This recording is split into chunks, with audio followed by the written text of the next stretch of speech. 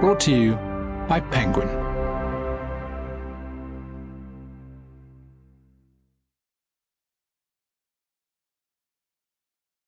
The Persuaders, at the front lines of the fight for hearts, minds, and democracy. Written and read by Anand Giridharadas.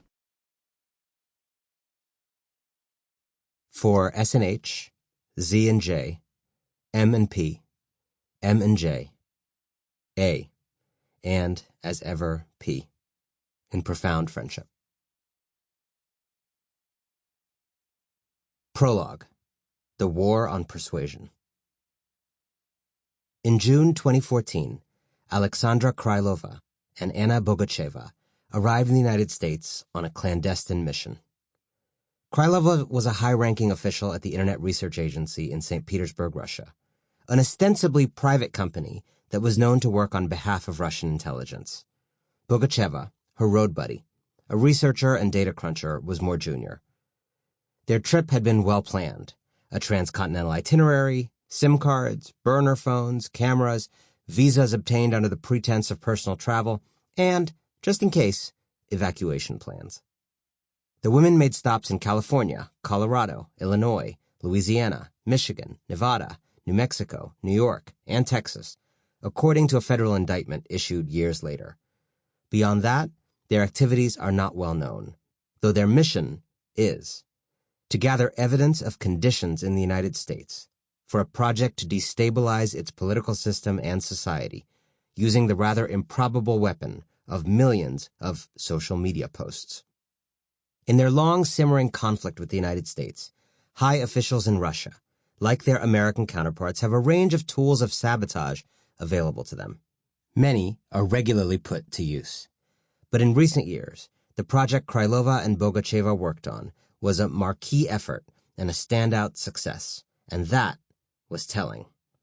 The investment in the project seemed to reflect a calculation by a highly capable foreign intelligence service that, of all the vulnerabilities of modern American society, the particular civic attitude that the project sought to inflame, writing other people off, assuming they would never change their minds or ways, dismissing them as hopelessly mired in identities they couldn't escape, viewing those who thought differently as needing to be resisted rather than won over, refusing to engage in the work of persuasion, was an Achilles' heel. That attitude had 100 causes and 1,000 expressions and could be found everywhere you looked, taking different guises on the left and the right, showing up among regular citizens and in the marble corridors of power. Americans didn't exactly need outside help to see each other in these ways. If anything, the culture of the write-off had become a rare point of commonality across otherwise irreconcilable factions. Nevertheless, half a world away, in 2013, in St. Petersburg, the Internet Research Agency, or IRA, was founded, and it would soon begin down the road of amplifying Americans' growing culture of mutual dismissal. It was set up as an industrial troll farm where workers were paid to write blog posts, comment on news sites, and social media messages. Late in the summer of 2013, a job posting appeared online. "Internet operators wanted," it read, according to the independent newspaper Novaya Gazeta. Task: posting comments at profile sites in the Internet, writing thematic posts, blogs, social networks, plus payments every week and free meals. The initial focus of the agency was swaying Western public opinion about Russia's military intervention in Ukraine in 2014. But that same year, the agency launched a new department called the Translator Project. Its bailiwick was to foment political unrest in Russia's great adversary, the United States. Krylova and Bogacheva embarked on their travels that year to aid the project, conducting their offline field work for use online.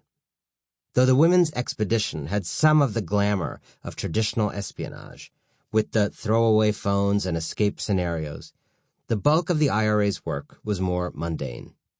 Hundreds of workers toiled in 12-hour shifts at the IRA offices on 55 Savushkina Street. They received detailed instructions about the messages they were expected to promote. Each worker had to manage multiple fake accounts and produce message after message on each one, reportedly 3 posts a day if Facebook was their... Sample complete. Ready to continue?